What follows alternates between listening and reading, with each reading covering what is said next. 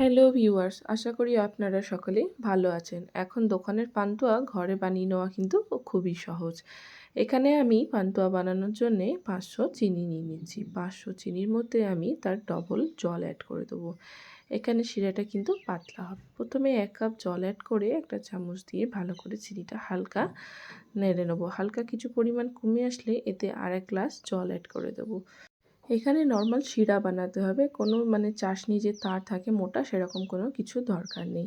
এখানে একটি পাত্রের মধ্যে আমি 200 গ্রাম ছানা নিয়ে নিচ্ছি। ছানাটা আমার ঘরেই কাটা।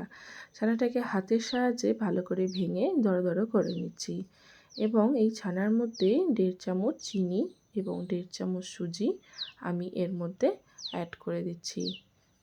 ঠিক এই পরিমাণ, বেশি দিলে ভালো হবে না। 200 গ্রাম ছানার জন্য 1.5 চামচ চিনি এবং 1.5 চামচ সুজি, এবং এতে আমি 4 থেকে 5 চামচ মতন ময়দা অ্যাড করে দিচ্ছি।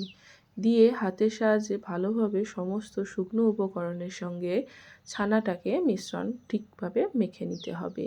ছানাটা এমন মসৃণ করতে হবে যাতে এর মধ্যে কোনো দানাযুক্ত কিছু না থাকে। এখানে আমি 1/4 বেকিং সোডা নিচ্ছি, বেকিং পাউডার না কিন্তু। বেকিং সোডা দিয়ে তাতে আমি সেই চামচের ডবল 2 চামচ জল এখানে অ্যাড করে ভালো করে হাতের সাহায্যে সোডাটাকে মিক্স করে নিচ্ছি। জলটা এই কারণেই দেওয়া হচ্ছে যাতে সোডাটা ভালোভাবে ছানার সঙ্গে মিশ্রণটা ঠিকভাবে হয়। হাতের সাহায্যে ছোট ছোট বল কেটে নিজেদের পছন্দ মতন আপনারা শেপ দিয়ে নিতে পারেন, বা আমি যেরকম দিচ্ছি সেরকম করে নিতে পারেন। তেলকে মিডিয়াম টু লো ফ্লেমে রেখে ভালোভাবে এইগুলোকে কুক করে নিতে হবে।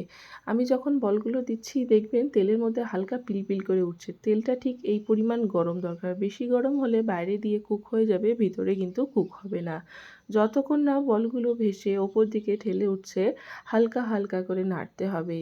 বলগুলো আপনি ভাজা স্টার্ট হলে ওপর দিকে ঠেলে উঠবে এবং খুব সুন্দর ফুলতে থাকবে। মিডিয়াম টু লো ফ্লেমে কুক করে নেব, জোরে করা যাবে না। হালকা লাল হয়ে গেলেই আমি এই বলগুলোকে নামিয়ে রেখে দেব। বলগুলো নামিয়ে তেলটাকে ভালো করে খুব জোরে হিট করে নিতে হবে। ভালো হিট হয়ে গেলেই তেলের মধ্যে ফের আমি বলগুলোকে এখানে আমি অ্যাড করে দেব। ভালোভাবে বলগুলোকে হালকা করে নাড়তে হবে, সমস্ত দিকে এইভাবে নাড়তে হবে, নাহলে কিন্তু লাল হবে না। এক সাইড লাল হবে, এক সাইড লাল হবে না। সমানে কন্টিনিউ নাড়তে নাড়তে হালকা মিডিয়াম লাল কালার চলে আসলে এটাকে তুলে নিতে হবে। পান্তুয়ার বলগুলোকে তুলে একটা ছাঁকনিতে আমি ভালোভাবে তেলগুলোকে ঝরিয়ে নিচ্ছি, যাতে যখন শিরাতে অ্যাড করব কোনো যেন কিছু না থাকে। শুকনো থাকলে খেতে কিন্তু খুব ভালো লাগবে।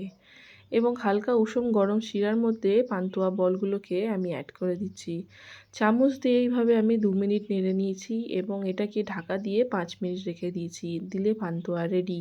আশা করি ভিডিওটি ভালো লেগেছে, এবং যদি ভালো লেগে থাকে একটা লাইক সাবস্ক্রাইব করার অনুরোধ রইল।